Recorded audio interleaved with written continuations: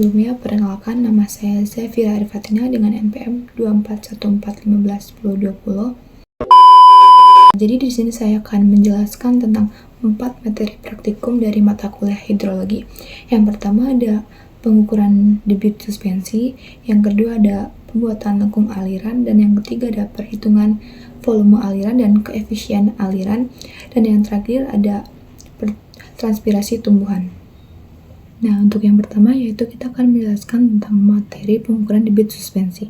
Nah, debit suspensi ini merupakan jumlah seluruh muatan yang tersuspensi melalui penampang sungai tertentu.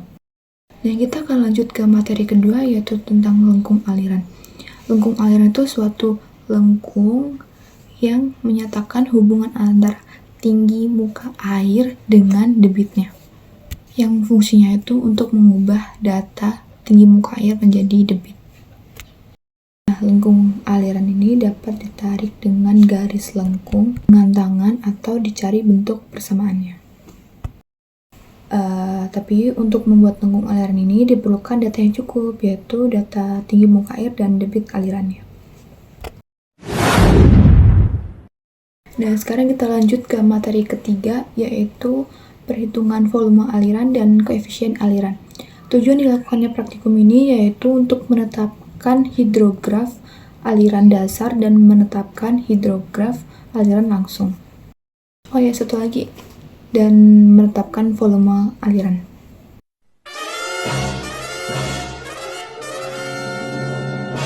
Das adalah wilayah daratan yang airnya mengalir ke sungai utama melalui anak-anak sungai, mulai dari hulu hingga ke hilir dan bermuara ke laut atau ke danau.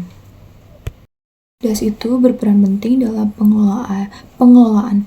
Das itu berperan penting dalam pengelolaan air dan lingkungan. Lalu untuk runoff itu bagian curahan hujan yang mengalir dalam air sungai dikarenakan gaya gravitasinya. Runoff yang ada dalam alur sungai itu terdiri dari 3 komponen, yaitu yang pertama overland flow QS dan aliran antara interflow Q1 dan aliran dasar yaitu QD. Nah, sekarang untuk materi terakhir yaitu transpirasi tumbuhan. Secara alamiah, tumbuhan itu mengalami kehilangan air melalui penguapan. Nah, proses kehilangan air pada tumbuhan itu disebut transpirasi.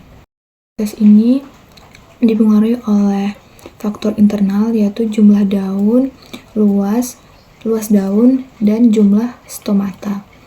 Dan yang faktor eksternalnya yaitu cahaya, suhu, kelembapan, angin.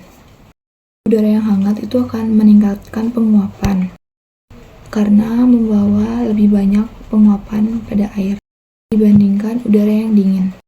Air yang menguap itu menciptakan tekanan kapiler yang menarik air dari akar.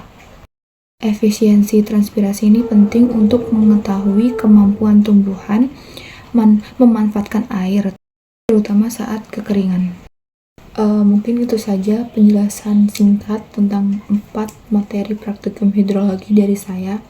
Maaf bila ada salah kata. Saya Giri. Wassalamualaikum warahmatullahi wabarakatuh. Bye-bye.